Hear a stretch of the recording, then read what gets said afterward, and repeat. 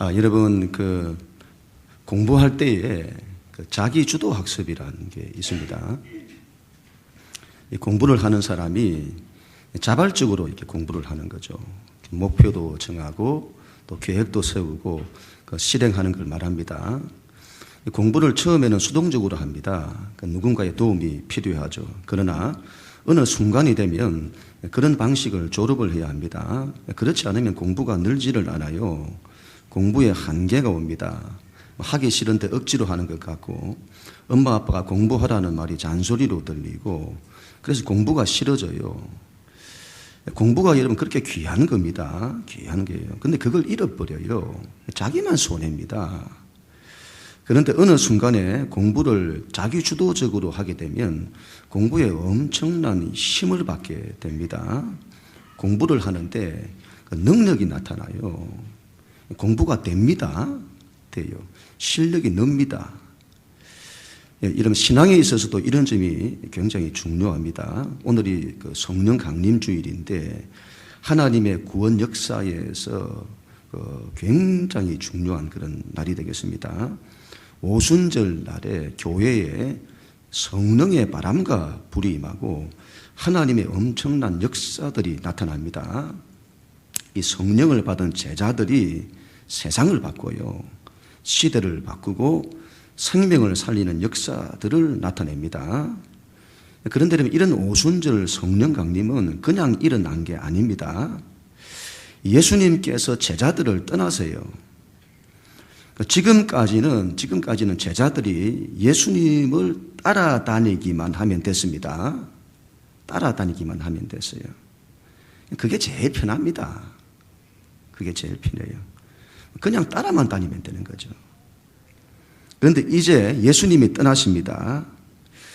예수님께서 제자들에게 떠나시면서 명령을 하시는 거죠. 예수님께서 하셨던 그 일을 제자들 보고 하라는 겁니다. 제자들 보고. 이거 할 수 있을까요? 못한다고, 나는 못한다고 다 포기하고 집으로 여러분 돌아가야 하는 것 아닐까요? 그런데 여러분 당시 제자들이 잘했던 것은 예수님의 그 말씀에 순종을 하는 겁니다. 결심을 합니다. 자신들이 예수님이 하셨던 일을 감당하기로 결심을 하는 겁니다. 이런 결심은 대단한 겁니다. 그리고 그걸 위해서 간절히 기도하는 거죠. 지금까지 신앙생활이 누가 시켜서 하고 남들이 하니까 하고 수동적으로 했는데 이제 능동적으로 바뀌는 겁니다. 그들에게 여러분 성령이 부어지는 거예요. 하나님으로부터 권능이 옵니다. 그래서 이제 그들이 예수님의 사역을 감당할 때 그 일이 되게 만들어요. 제자들 보세요, 여러분. 완전히 달라집니다. 하나님의 능력들을 나타내요. 그리고 세상을 바꿉니다. 우리의 신앙은 주도적이어야 합니다. 수동적으로 하는 신앙을 언젠가는 졸업을 해야 합니다. 그렇지 않으면 신앙이 자라지를 않아요. 어디까지 그 이상이 자라지를 않아요. 하나님의 일을 적극적으로 해야 합니다. 그리야 할 때 여러분 이런 결심들이 우리 안에 일어나면 엄청난 능력들이 오게 됩니다. 성령의 바람과 불이 와요. 생명의 바람이 불어옵니다. 그래서는 우리의 인생이 막 살아나요. 바뀝니다. 어두운 인생에 빛이 오고 메마른 인생에 생기가 옵니다. 성령의 불이 옵니다. 인생이 타올라요. 지치지 않습니다. 하나님의 불로서 타올라요. 하늘로부터 불의 능력이 와서는 사단의 역사와 어둠의 권세를 깨뜨립니다. 세상을 이깁니다. 이런 마태복음 10장은 우리 예수님의 큰 가르침 중에 하나입니다. 예수님 제자들에게 너희는 사람을 낚는 어부가 되라고 하시고 세상을 살리라고 하십니다. 그 일을 미리 가르치시고 훈련을 시키세요. 나중에 예수님이 떠나시고 난 이후를 대비하시는 거죠. 이 제자들이 예수님 없이 그 일을 주도적으로 감당해야 하는데 그걸 미리부터 가르치시고 훈련시키시는 겁니다. 예수님의 여러분 이런 말씀들은 우리 남 이야기처럼 들으면 안 됩니다. 하나님의 말씀은 붙드는 자의 것입니다. 성경 말씀은 전부 내 것이다. 나를 통해서 하나님의 말씀이 이루어지도록 할 거다. 여러분 이런 마음을 가져야 합니다. 이건 뭐 대단한 축복이에요. 이런 마인드가 그 사람 안에 일어나면 그 사람 위대하게 됩니다. 사람을 위대하게 만들어요. 예수님이 오신 이후부터 이런 천국은 침노를 당한다고 하잖아요. 하나님의 일에 주도적으로 뛰어드는 자들의 몫입니다. 그들이 하나님 나라를 차지하고 하나님 나라의 복을 누리게 되는 겁니다. 예수님 그걸 가르치시는 거죠. 11절 같이 하나님 말씀 읽습니다. 11절 시작.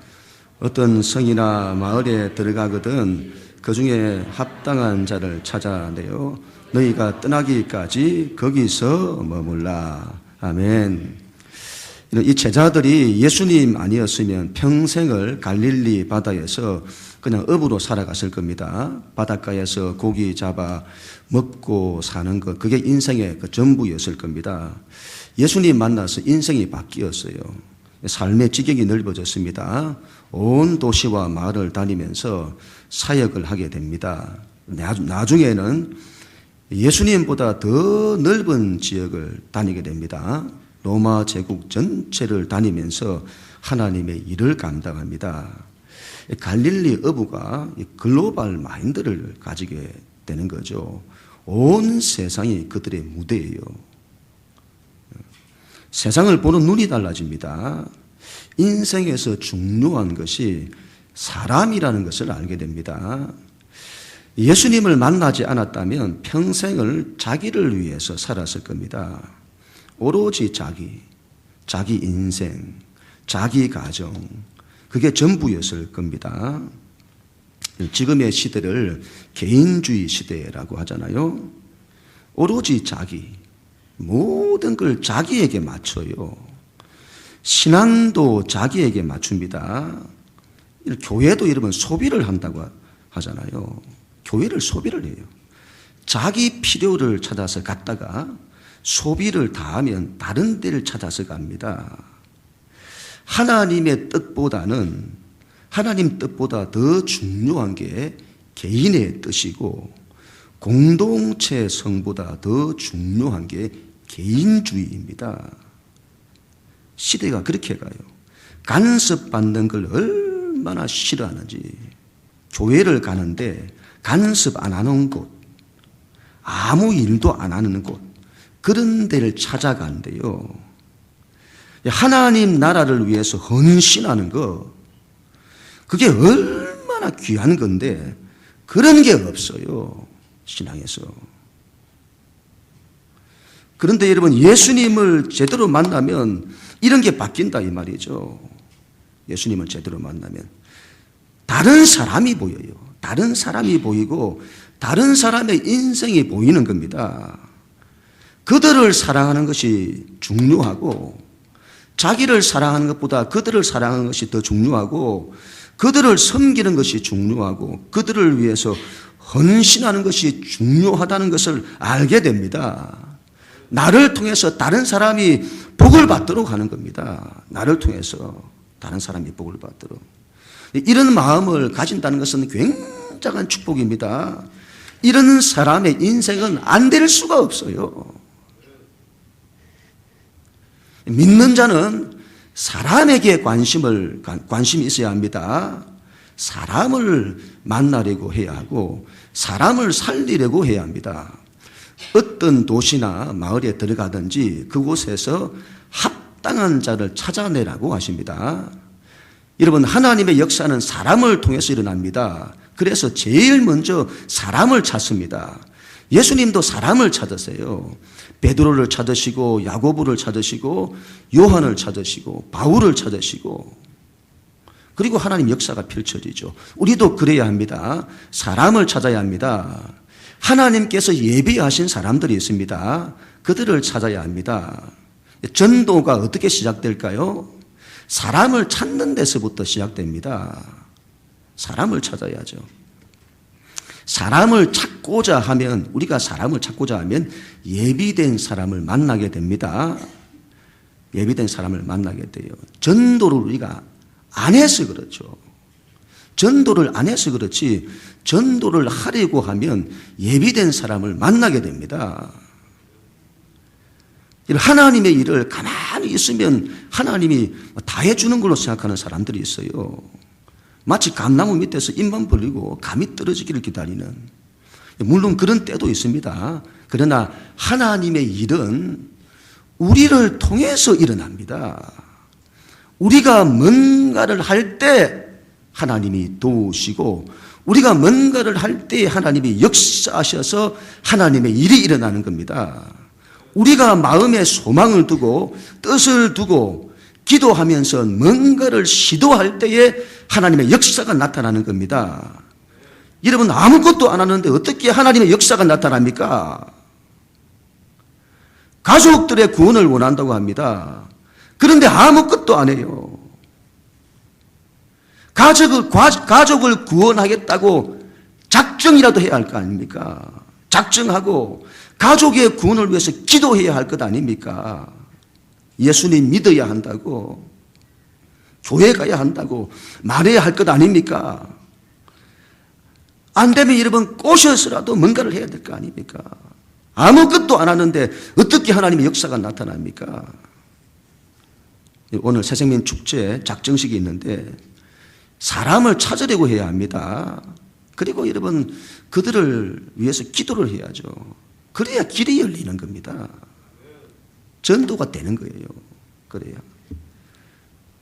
그런 사람을 찾으면, 그런 사람, 합당한 하나님이 예비하신 사람을 찾으면 떠나기까지 그곳에 머물라고 하십니다.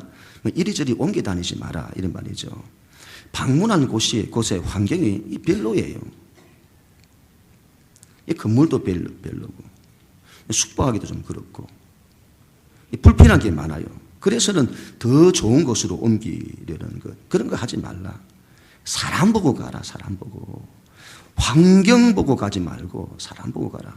좀 불편하더라도, 환경이 불편하더라도 그곳에 머물라.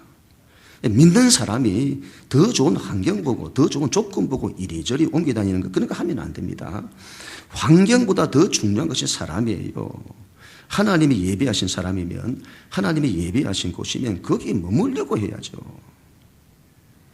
교회도 여러분, 지금 시대가, 이 교회도 환경 보고 조건 보고 얼마나 그냥 옮겨 다니는지요. 그곳에 머물면서 사람들을 섬기고 사람들을 살리고 그들을 복되게 하고 그곳을 복되게 하고 그런 걸 하고자 해야죠. 신앙이 여러분 자기 중심에 사로잡혀 있으니까 그런 게 보이지를 않아요. 자기 중심은 여러분 빨리 졸업을 해야 합니다. 다른 일을 섬기는 걸 해야죠. 섬기는 걸. 그게 복입니다. 12절 말씀 같이 읽습니다. 시작. 또 그 집에 들어가면서 평안하기를 빌라. 아멘.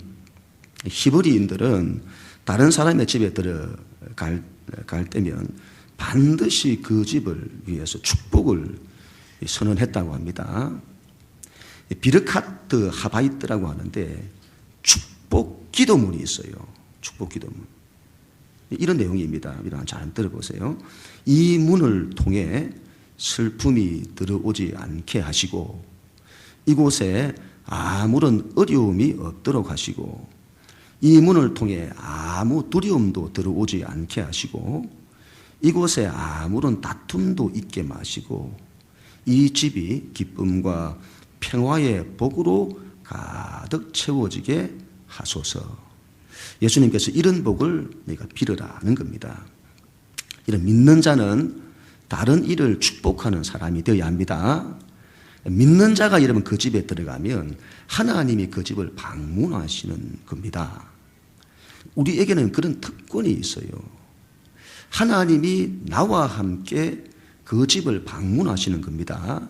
그 집에는 굉장한 축복이 됩니다. 우리가 가정별로 돌아가면서 소그룹 모임을 하는데 이 부담스러워하는 분들이 있습니다. 이런 걸 마인드를 바꿔야 돼요. 마인드를. 믿는 사람들이 그 집에 모여서 예배를 드리면 하나님이 그 집을 찾아오시는 겁니다. 굉장한 축복이에요. 그 집을 방문한 사람들은 그 집을 위해서 반드시 축복해야 합니다. 복을 빌어야 돼요. 하나님의 복이 이 집에 임하게 해달라고 기도해야 합니다. 이런 거 놓치지 마세요. 안 믿는 사람들의 가정을 방문해도 그 집을 축복을 해야 합니다. 안 믿는 사람들도, 여러분, 안 믿는 사람들도 자신들을 위해서 기도를 해준다고 하면 싫어하는 사람이 없습니다. 내가 이 가정을 위해서 축복 기도해도 되겠냐고. 싫어하지 않습니다. 내가 당신을 위해서 축복 기도해도 되겠냐고. 싫어하지 않습니다. 그러면 여러분 복을 빌어주는 거죠. 축복 기도는 전도에 좋은 방법입니다. 가정을 방문을 하면 늘 축복하려는 마음을 가져야 합니다. 사람들을 만나면 여러분 늘 축복하려는 마음을 가져야 합니다. 믿는 자는 어디를 가든지 누구를 만나든지 살리는 사람, 축복하는 사람이 되어야 합니다. 사람을 막 축복하는 살리는 사람 되어야죠. 이 사람과의 관계에서 막 이 갈등을 일으키고 힘들게 만들고 상처 주고 불평하고 원망하고 사람들 흉보고 비판하고 그런 거 하지 마세요. 그런 거 하지 마세요. 믿는 자가 사람에게 늘 힘이 되어야죠. 힘이 되고 위로가 되고 희망이 되고 그런 사람 되어야죠. 축복하는 말, 그런 말을 해야 합니다. 믿는 자들에게는 이 축복의 권세가 있습니다. 세상 사람들에게는 이런 그런 권세가 없어요. 자신이 다른 사람을 축복할 만한 그런 자격이 안 됩니다. 그런 자체가 안 돼요. 그들이 누구의 이름으로 축복을 합니까? 그냥 덕담 정도예요. 덕담. 축복이란 예수님을 믿는 자들에게 주어지는 특권이고 권세입니다. 야곱이 여러분 이집트로 내려갔을 때였습니다. 죽었다고 생각했던 이 아들이 여러분 그 애굽에서 국무총리가 된 겁니다. 그래서 야곱의 가족들이 다 애굽으로 이사를 하는데 바로 왕을 만나게 됩니다. 그때 이 야곱이 바로 왕을 축복합니다. 만약에 세상 사람이 그렇게 했다면 이건 말이 안 되는 거예요. 누가 누구를 축복한다는 겁니까? 누가 누구를. 그런데 여러분 이 야곱이 바로 왕을 축복합니다. 이 무슨 말이죠?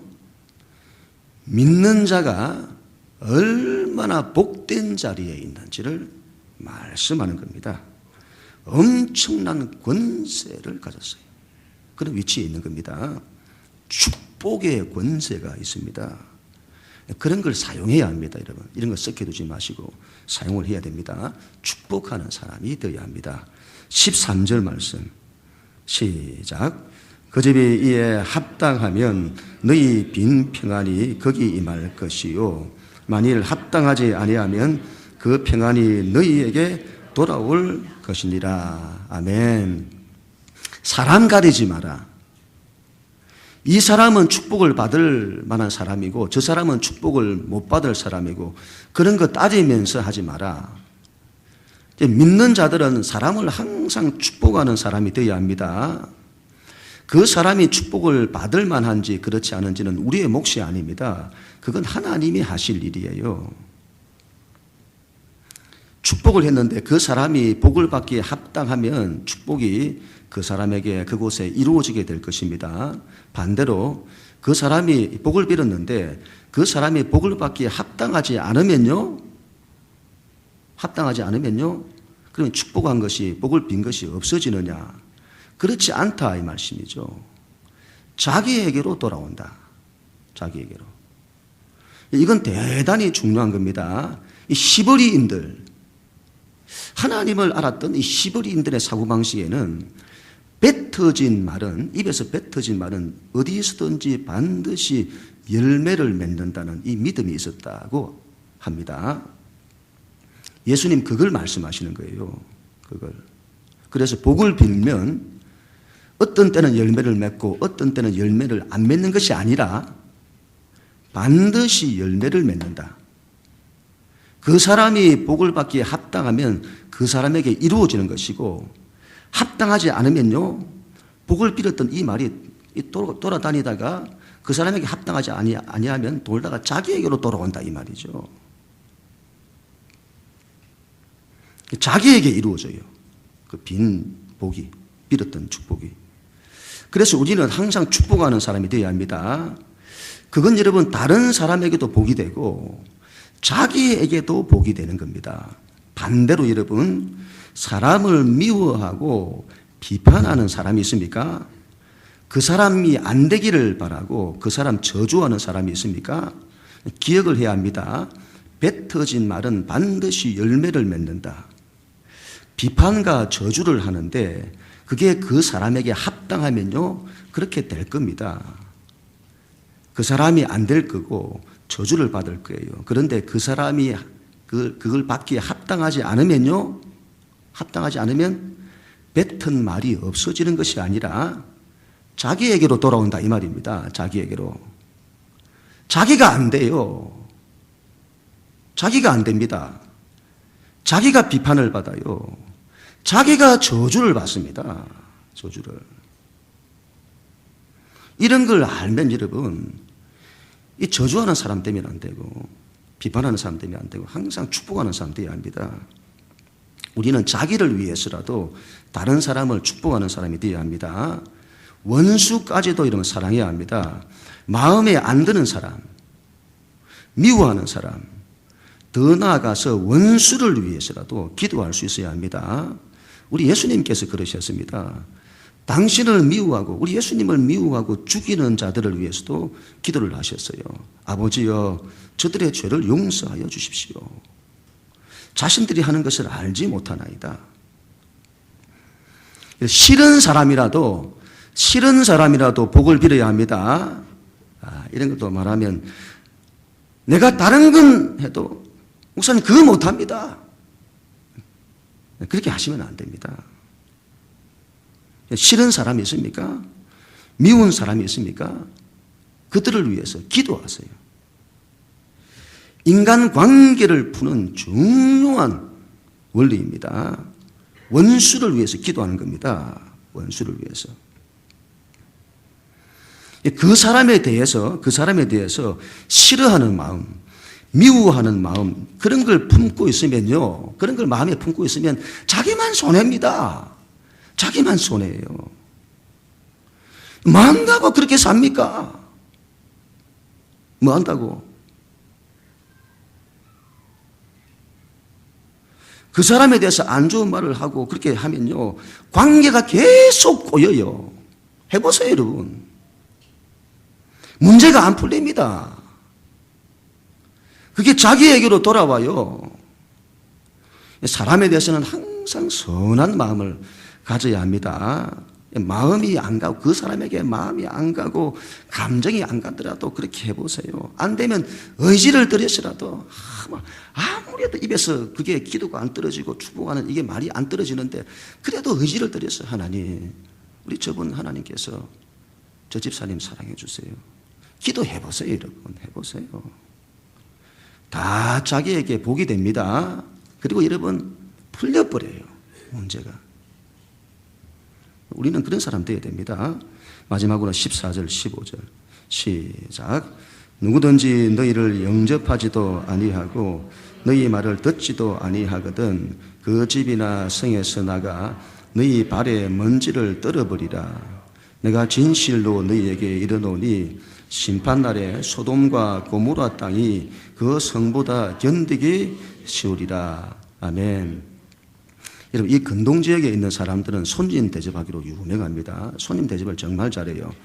우리가 지금도 이슬람권이나 그런 데를 가보면 우리가 이렇게 살아도 되는가 싶을 정도로 손님을 극진히 대접한다고 하잖아요. 대접할 게 없으면 옆집에서 구워와서라도 대접을 한다고 합니다. 그렇게 하는 것이 신앙의 공덕을 쌓는 걸로 생각을 한답니다. 다른 말로 하면 복 받는 걸로 안다는 거죠.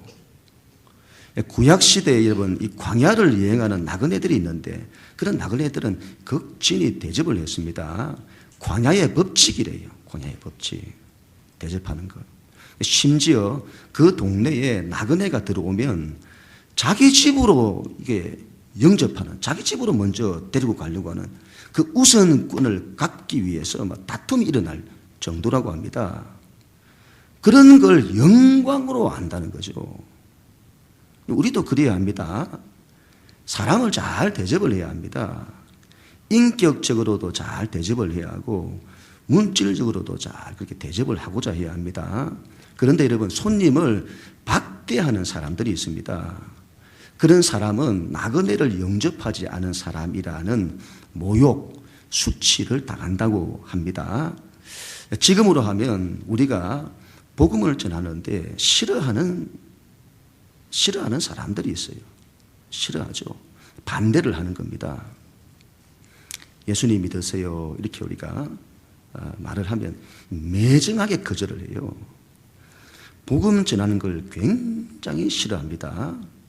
인상부터가 달라져요. 무슨 씹은 표정을 짓습니다. 우리가 전도를 하다가 전도하는 우리가 힘들어하는 것이 그런 거예요. 사람들의 거절. 사람들로부터 거절당하는 이 거절감. 사람들에게 무시당하는 느낌이 오는 거죠. 그래서 굉장히 힘들어합니다. 그리고는 내가 지금 이 뭐하는 짓이냐? 내가 왜 이런 걸 겪어야 하냐? 거기서 더 나아가서는 이런 식의 전도를 해야 되냐? 그런 마음을 가지게 되는 거죠. 그때 우리는 기억을 해야 합니다. 예수님도 참 많이 사람들로부터 반대를 받았습니다. 그럼에도 불구하고 예수님 그걸 포기하지 않았어요.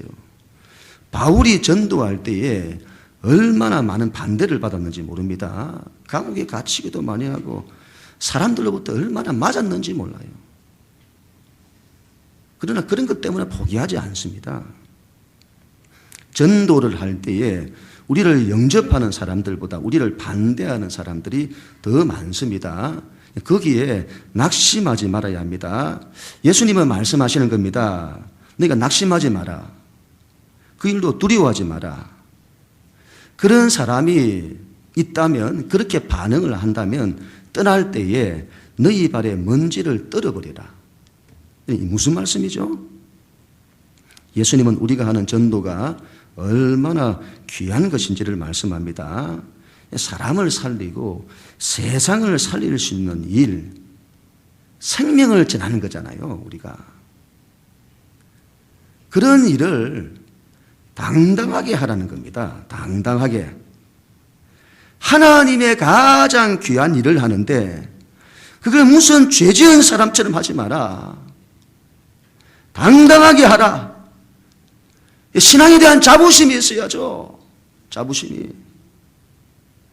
예수 믿는 것에 대한 자부심이 있어야죠. 전도에 대한 자부심이 있어야죠. 당당해야죠. 지금 시대를 보세요, 여러분. 동성애자들도 얼마나 당당하게 하는지. 그 뭐가 있다고 당당한지 몰라요. 얼마나 당당한지요. 온통 다 벗어 제끼고는 사람들 앞에서 당당하게 프레이드하고. 그게 뭐가 있다고 여러분. 그런 것들도 당당해요. 근데 전도가 왜 당당 안 합니까? 복음 전하는 게. 시대가 이상한 쪽으로 가요. 당당해야죠. 거절당하는 것에 대해서 낙심하지 마라. 왜 네가 낙심을 하냐? 왜 네가 두려워해야 되냐? 그건 그 사람이 해야 될 일이다. 그 사람이. 복음을 거절하는 것이 얼마나 큰 것인지를 뒤에 가서 알게 될 거다. 그들이 하나님의 은혜와 생명을 거절한 거 아니냐. 너희는 너희 일을 한 거다. 너희 일을 한 거다. 잘했다. 이제 나머지는 거절했으니 나머지는 이제 그 사람 책임이다. 그가 거절했으니 그 공이 그 사람에게로 넘어갔다. 유대인들이 예수님을 죽이려고 하죠. 죽이려고 십자가에 못 박아 죽여야 한다고 예수님을. 로마 총독 빌라도가 아무리 신문을 하고 해도 죄를 찾지를 못해요. 그런데 예수님을 죽이라고. 로마 총독 빌라도가 어떻게 하죠? 손을 씻습니다. 손을 씻어요. 이제 이후로는 모든 게 너희들 책임이다. 손을 씻어요. 그와 같이 너희는 발에서 먼지를 떨어버리라. 전도를 당당하게 하라는 말씀입니다. 자신 있게 하라는 말씀이에요. 얼마나 큰 것을 가지고 나가는 건데요. 당당해야죠. 결론을 맺습니다. 6월 마지막 주일에 이런 새생인 축제가 있습니다. 우리가 이러면 어떻게 시작을 해야 할까요? 주도적으로 해야 합니다. 자발적으로 해야 합니다. 하나님이 예비하신 사람을 찾는 데서부터 시작됩니다. 전도할 사람을 찾아야 합니다. 찾아가서 만나야 합니다. 그들을 축복해야 합니다. 그들을 위해서 기도해야 합니다. 전도를 기쁘게 해야 합니다. 얼마나 큰 영광인지 모릅니다. 거절에 대해서 낙심하지 않아야 합니다. 당당하게 해야 합니다. 전도만큼 큰 영광이 없고 큰 복이 없습니다. 우리의 신앙이 하나님 가까이 가면 갈수록 이걸 깨달아요. 사람 살리는 게 여러분 가장 귀한 겁니다. 사람 살리는 것. 그 일을 교회가 힘써야 합니다. 그런 교회 우리 모두가 다 될 수 있기를 주님의 이름으로 간절히 축원합니다.